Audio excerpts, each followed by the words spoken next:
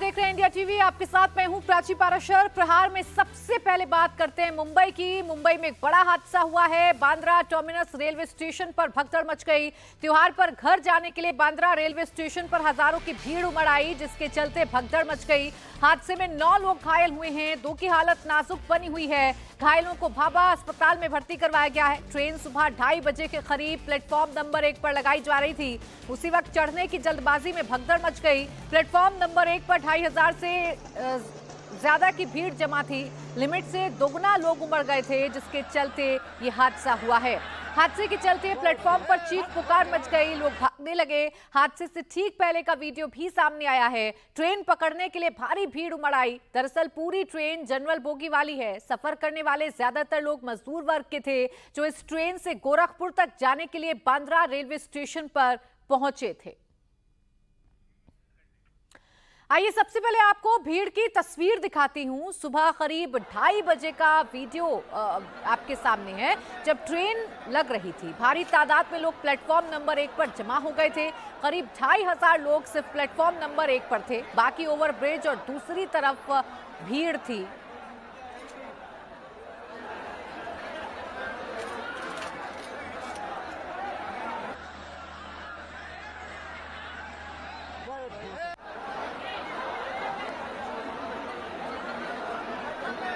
तो ये तस्वीर जो इस वक्त आप देख रहे हैं अपने टेलीविजन स्क्रीन पर, ये तस्वीर हादसे के पहले की तस्वीर है। भीड़ कितनी ज्यादा है, खचाखच भरा हुआ ये पूरा का पूरा प्लेटफॉर्म आपको नजर आ रहा होगा। तिल रखने की भी जगह यहाँ पर मौजूद नहीं है और इसी दौरान भगदड़ मचती है और कई लोग घायल हो जाते हैं। बीती रात बांद्रा टर्मिनस के इसी प्लेटफॉर्म नंबर 1 पर भगदड़ के चलते 9 यात्री जख्मी हुए हैं। गोरखपुर बांद्रा ये ट्रेन थी जो गोरखपुर जानी थी बांद्रा से, और प्लेटफॉर्म नंबर 1 इस वक्त हम नज़ारा दिखा दे, यह है बांद्रा टर्मिनस। यहाँ से लंबी दूरी की गाड़ियाँ छूटती हैं, गोरखपुर हो या फिर अन्य जगहों पर जाने वाली गाड़ियों के लिए यहाँ से व्यवस्था है। प्लेटफॉर्म नंबर 1 है। इसके पहले हम नज़ारा दिखा दें कि ठीक ट्रेन तो लगी हुई है, लेकिन उसके नीचे आपको कई जूते, चप्पल, वहाँ पे बॉटल जिसमें आप देख सकते हैं कि चने जो है वो रखे हुए हैं। इसके अलावा कई पैकेट्स आपको दिख जाएंगे। ये नज़ारा इसलिए है क्योंकि बीती रात बांद्रा घा के इस प्लेटफॉर्म नंबर 1 पर जब गोरखपुर के लिए ट्रेन चलनी थी, उस वक्त भगदड़ मच गई। जनरल कोच में कई लोग चढ़ने की कोशिश कर रहे थे और एक साथ की इस कोशिश में कई लोग गिर पड़े और स्टैम्पिड जैसी यानी भगदड़ जैसी स्थिति पैदा हुई, जिसके चलते 9 लोग जख्मी हुए हैं, जिन्हें बांद्रा भाभा अस्पताल में दाखिल किया गया, जहां उनका इलाज चल रहा है। हम जो लगातार आपको तस्वीर दिखाने की कोशिश कर रहे हैं वो ये है कि यहाँ पर लगातार जूते चप्पल आपको दिख जाएंगे। ये वो कोशिश थे, ये वो लोग हैं जो ट्रेन में चढ़ने की कोशिश कर रहे थे।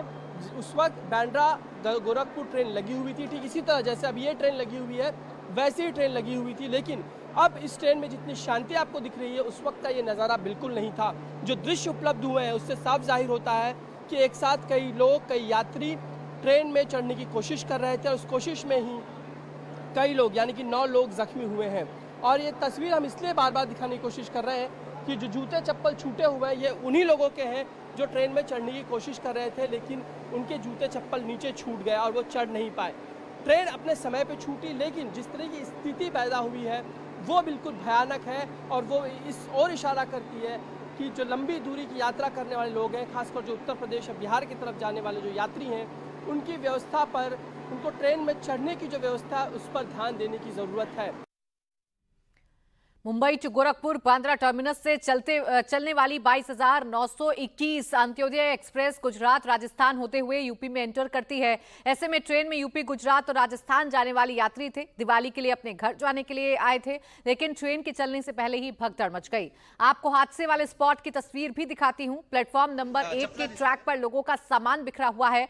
जूते, चप्पल, कपड़े, टिफिन, खाने के सामान बिखरे हुए हैं। ऐसे में हादसे के भयावह मंजर का अंदाजा लगाया जा सकता है। इस वक्त हम प्लेटफॉर्म नंबर 1 बांद्रा टर्मिनस के उस ट्रैक पर हैं जहां पर ट्रेन आकर रुकी थी जो बांद्रा से गोरखपुर जाने वाली थी। और ये स्थिति हम दिखा दें कि जो जूते चप्पल यहाँ पटरी के बिल्कुल किनारे पर देख रहे हैं, उन लोगों के जूते चप्पल हैं जो कोशिश कर रहे थे गोरखपुर जो जनरल ट्रेन थी उसमें घुसने की। 22 डब्बे की वो ट्रेन थी, जनरल कोच था, जनरल पूरी ट्रेन थी और उसमें चढ़ने की कोशिश में ये स्थिति बनी। जरूर ये किसी का बैग रहा होगा जिसका हैंडल टूटा हुआ है। ये चप्पल देख सकते हैं, जूते देख सकते हैं, किसी के खाने का सामान तक है जो यहाँ पे पड़ा हुआ है। ये स्थिति बनी है जो प्लेटफॉर्म 1 का जो ट्रैक है उसके किनारे पर, जब लोग बड़ी संख्या में तकरीबन 1000 से ज्यादा लोगों की घुसने की संख्या होती है ट्रेन में चढ़ने की, लेकिन तकरीबन 2500 से ज्यादा लोग जो है प्लेटफॉर्म पर एक साथ आ गए, यात्री आ गए, जिसके चलते स्थिति जो है बेकाबू हो गई। कुछ लोग जो है इसमें इंजर्ड हुए जिनकी संख्या 9 बताई जाती है। 2:55 पर ट्रेन इसी बांद्रा टर्मिनस के प्लेटफॉर्म नंबर 1 पर आकर रुकी और लोग अचानक चढ़ने की कोशिश करने लग गए। वहां पर उपस्थित जो आरपीएफ जवान थे वो कोशिश कर रहे थे उन्हें कंट्रोल करने की, लेकिन जो स्थिति सामने आई उसके चलते वो 9 लोग उसमें इंजर्ड हुए। तो 5 के बाद वो ट्रेन छूटनी थी और अब जो स्थिति हम देख रहे हैं कि यहाँ पर ये स्थिति हम प्लेटफॉर्म नंबर 1 की आपको दिखा रहे हैं। बांद्रा से गोरखपुर जाने वाली अंत्योदय एक्सप्रेस में 22 बोगियां लगाई गई थी, सभी जनरल बोगी थी। ऐसे में बिना रिजर्वेशन वाले लोग इस ट्रेन में सफर करने के लिए उमड़ आए, जिसके चलते हादसा हुआ। त्योहारों के चलते ट्रेनों में भारी भीड़ देखी जाती है। हादसे के बाद उसी प्लेटफॉर्म से जम्मू के लिए स्वराज एक्सप्रेस रवाना हुई। इस ट्रेन की जनरल बोगी में भी भारी भीड़ है। हालात बद से बदतर है। इंडिया टीवी की टीम ग्राउंड पर मौजूद है। किस परिस्थितियों से होकर लोग सफर करने को मजबूर हैं, आपको दिखाते हैं। इस वक्त भी आपको दिखा दो, ये भी नज़ारा जो है चालू ट्रेन का है। ये चालू ट्रेन, चालू कोच है, चालू कोच है। आप लोग को कैसे मिल गई जगह बैठने के लिए? अरे बहुत धक्का मुक्की हुआ है इसमें। धक्का मुक्की। कहाँ जा रहे हैं आप लोग? हमें जाना तो लखनऊ है। लखनऊ जा रहे हो तो चढ़ने कैसे चढ़ा है आप लोगों को? लाइन से चढ़ा है कि ऐसे आप लोग घुस गए? ऐसे ही धक्के मुक्के से घुसे। आपको पता है इसके पहले जो ट्रेन छूटी उसमें भगदड़ मच गई थी? उसमें बचा था। क्या हुआ था पता जानते हो कुछ? हम लोग आए तब तक तो पूरी ट्रेन फुल थी, यहाँ पुलिस वाले खड़े थे, किसी को अंदर अलाउ नहीं था, सब लॉक कर दिए दरवाजा, लेकिन अंदर सब थे। अच्छा, पैसेंजर सब अंदर थे लेकिन लॉक कर दिए थे। आप लोग कहाँ जा रहे हो? पंजाब। पंजाब जा रहे हो? हाँ। अच्छा, जगह है? जगह नहीं है। बैठने को कुछ है? जगह नहीं है। कैसे जाओगे फिर? अभी ऐसे तो खड़ के जाना पड़ेगा। देखिए एक यात्री जो ऊपर किस तरह से बैठने की कोशिश कर रहे हैं, हम यहाँ से आपको नजारा दिखा रहे हैं। अगर हम इस जनरल कोच में भी चढ़ने की कोशिश, इस जनरल के कोच में भी चढ़ने की कोशिश करेंगे तो देखिए, आप कहाँ जा रहे हैं? सर हम तो जाएंगे तो नीम का थाना, मतलब राजस्थान जाएंगे। ट्रेन में तो बिल्कुल खचाखच भरी हुई है वाली भी। कैसे चढ़े आप लोग? धक्का मुक्की करके चढ़े हैं सर। तो लगता है ट्रेन में चढ़ने के लिए जो व्यवस्था होनी चाहिए वो ठीक से है कि नहीं यहाँ पे? एकदम नहीं, बिल्कुल नहीं है, खत्म है सब समझो। बिल्कुल नहीं है। चलिए हम आपको ये इस ट्रेन का नज़ारा आपको अंदर से भी दिखा दूँ ताकि ये स्थिति का अंदाजा हो कि बांद्रा टर्मिनस की लगभग स्थिति क्या बनती है। ये द्वितीय श्रेणी है जो मैं घुसने की कोशिश कर रहा हूँ, तो लगभग मैं यहाँ आकर ही खड़े हो पा रहा हूँ। इसके आगे जाने की जगह नहीं है, इसलिए हम कोशिश कर रहे थे कि विंडो से ही कुछ लोगों से बात कर लें। कहाँ पे जा रहे हो भाई? जलंधर कैंट भाई। हाँ? जलंधर कैंट। यस। आप कहाँ जा रहे हो? जम्मू जा रहे हैं हम लोग। हाँ? जम्मू जा रहे हो तो ट्रेन तो पूरी भरी हुई, कैसे जाएंगे आप लोग आगे? बैठने की जगह करें, मजबूरी में जाना पड़ता है सर। जम्मू जा रहे हैं, मजबूरी में जाना पड़ता है, क्या करें हम। कुछ स्थिति अंदर से दिखा पाए कि बिल्कुल भी जगह नहीं। यह अलग ट्रेन है, हम ये ट्रेन इसलिए दिखा रहे हैं कि कमोबेश यही स्थिति जो है गोरखपुर की ओर जाने वाली जो ट्रेन थी उसकी भी यही स्थिति रही होगी। ऐसे ही लोग चढ़ने की कोशिश कर रहे थे, ठीक यही स्थिति बनी थी।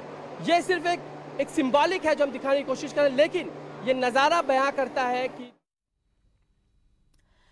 त्योहारों के सीजन में लोग अपने अपने घरों की तरफ बढ़ते हैं और इसी दौरान ट्रेन में खचाखच भीड़ की तस्वीर देखने को मिलती है और इसी दौरान अव्यवस्थाओं के चलते हादसे भी होते हैं। बांद्रा स्टेशन पर भगदड़ में 9 लोग घायल हुए, 2 की हालत नाजुक बनी हुई है। घायलों के नाम शाबिर रहमान, परमेश्वर गुप्ता, रविंदर हरहरी, राम सेवक प्रजापति, संजय तिलकराम, दिव्यांशु यादव, शरीफ शेख, इंद्रजीत सहानी और नूर मोहम्मद है। सभी को इलाज के लिए भाभा अस्पताल में भर्ती करवाया गया है। महाराष्ट्र में चुनाव से पहले इस हादसे पर सियासी घमासान भी हो रहा है। शिवसेना उद्धव गुट के नेता और संजय राउत ने केंद्र और स्टेट सरकार पर सवाल उठाए। अब देखिए क्या हालत है। बुलेट ट्रेन की बात करते हो, मेट्रो की बात करते हो, हाई स्पीड ट्रेन की बात करते हो। हाँ, गडकरी साहब हमारे जो है गडकरी साहब, नितिन गडकरी, हवा में बस चलाने की बात करते हैं। लेकिन ज़मीन की हकीकत क्या है आपने देखा होगा। आज बांद्रा में क्या हो गया, आज संडे रविवार का दिन है, फिर भी यात्री जिस तरह से भीड़ में घायल हो गए हैं, उसके लिए जिम्मेदार कौन है? क्या ये रेलवे मंत्री की जिम्मेदारी नहीं है? क्या सबसे ज़्यादा रेवेन्यू आपको मुंबई से मिलता है, चाहे रेलवे हो चाहे बीएमसी हो, सबसे ज़्यादा रेवेन्यू, लेकिन मुंबई लूटने का काम चल रहा है हर तरफ से। देखिए, इस पूरे मामले पर सियासत भी हो रही है, लेकिन फिलहाल अभी की व्यवस्थाएं क्या हैं, इस हादसे के बाद क्या सबक प्रशासन की तरफ से लिया गया है, ये जानने के लिए सीधा चलते हैं। मेरे सहयोगी साकेत राय इस वक्त हमारे साथ बांद्रा रेलवे स्टेशन से जुड़ गए हैं। साकेत, आप तस्वीरें ही दिखाइए। त्योहार के मौसम में भीड़ तो कम होने वाली नहीं है, लेकिन इस भीड़ को व्यवस्थित करने के लिए, लोगों को सहूलियत देने के लिए क्या कोई व्यवस्था आपको रेलवे स्टेशन पर नजर आती है? देखिए, एक बड़ा सवाल है ये, क्योंकि ऐसी भीड़ होगी इस बारे में जानकारी तो रेलवे प्रशासन को हर साल होती है, क्योंकि हर साल इस तरह की घटनाएं हर बार दर्ज की जाती हैं। लेकिन उसके बावजूद रेलवे कर्मचारियों से जब ऐसी घटनाएं होने के बाद सवाल पूछे जाते हैं तो जवाब में केवल उनकी पीआर स्टोरीज ही देखने को हमें मिलती हैं। वेस्टर्न रेलवे की तरफ से आज भी कुछ इसी तरह के हालात हमें देखने को मिल रहे हैं। फिलहाल उसी प्लेटफॉर्म नंबर 1 पर हम खड़े हैं, आपको तस्वीरों में लेकर चलते हैं और आप देखिए कि आनन फानन में फिलहाल जो जूते चप्पल हैं, जो हमारे समीर रिपोर्टर सुबह लगातार तस्वीरें दिखा रहे थे, अब उसके बाद देखिए आनन फानन में जब जानकारी मिली है तो प्रशासन की तरफ से जूते चप्पल अब एक थैली में भरकर यहां से ले जाने की व्यवस्था कर दी गई है। वहीं एक और तस्वीर आपको दिखाएंगे कि रेलवे प्लेटफॉर्म पर अगर आप देखें तो यहां पर रेलवे का इतना बड़ा बजट होता है, लेकिन यहां पर अगर आप प्लेटफॉर्म को देखें तो आपको टूटे हुए पत्थर देखने को मिलेंगे। और जब ये पूरी घटना हुई उसके बाद अब फिलहाल यहां पर रेलवे स्टेशन पर आप देखिए कि भराई और पुताई का काम फिलहाल शुरू किया गया है और उसके बाद इन सारी चीजों पर नजर रखी जा रही है। हालांकि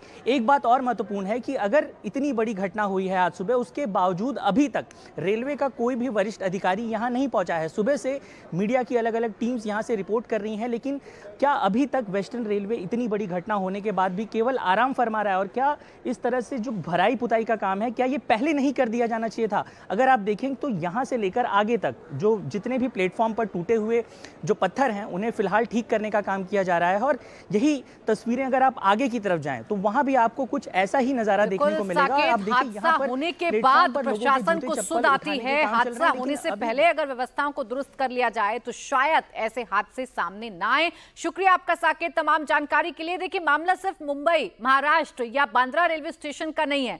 त्योहारों के इस मौसम में अमूमन हर रेलवे स्टेशन की तस्वीर कुछ ऐसी ही नजर आती है जैसी आप इस वक्त टेलीविजन स्क्रीन पर देख रहे हैं। अभी आपको सूरत के उधना रेलवे स्टेशन की तस्वीर दिखा रही हूं, जहां रेलवे स्टेशन पर भारी भीड़ उमड़ी हुई है। त्योहार पर घर जाने के लिए लोग स्टेशन पहुंचे हैं। खचाखच जो रेलवे स्टेशन है वो भरा हुआ है और ऐसे में जब ट्रेन आएगी तो ये लोग उस ट्रेन को पकड़ने के लिए आपाधापी भी करेंगे, भागेंगे, ट्रेन में चढ़ने की कोशिश करेंगे। और जब ट्रेन में चढ़ने की कोशिश में आपाधापी की जाती है, भागने की कोशिश की जाती है, तो होता वो है जो बांद्रा रेलवे स्टेशन पर हुआ। ये दोनों ही तस्वीरें बता रही हैं कि बेशक बड़े बड़े दावे व्यवस्थाओं के नाम पर किए जाएं, लेकिन त्योहारों के मौसम में कोई भी वैकल्पिक व्यवस्थाएं नहीं की जाती हैं और लोग ऐसे ही भीड़ में इकट्ठा होकर ट्रेन में सफर करने के लिए अव्यवस्थाओं के बीच मजबूर हो जाते हैं। और अब बात करेंगे महाराष्ट्र की सियासत की। महाराष्ट्र में नामांकन की आखिरी तारीख नजदीक आ रही है, लेकिन महाविकास आघाड़ी का मतभेद खत्म होने का नाम नहीं ले रहा। कांग्रेस, उद्धव गुट और एनसीपी आपस में लड़ रहे हैं। अब महाविकास आघाड़ी और समाजवादी पार्टी आमने सामने आ गए हैं। एमवीए ने महाराष्ट्र में उन 3 सीटों पर उम्मीदवार उतार दिए जिन पर अखिलेश यादव की समाजवादी पार्टी दावा कर रही है। कांग्रेस ने भिवंडी वेस्ट से दयानंद मोतीराम को उम्मीदवार बनाया तो मालेगांव सेंट्रल से एजाज बेग उम्मीदवार को टिकट दिया गया। इन दोनों सीटों पर समाजवादी पार्टी पहले ही अपने उम्मीदवार घोषित कर चुकी है और अखिलेश यादव उनके लिए प्रचार भी कर चुके हैं।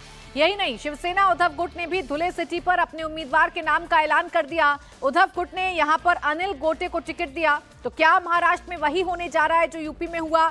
समाजवादी पार्टी महाराष्ट्र में 5 सीटों पर अपने उम्मीदवार उतार चुकी है और अब इनमें केवल 2 सीट मानखुर्द और भिवंडी पूर्व पर एमवीए ने अपने उम्मीदवार नहीं उतारे हैं।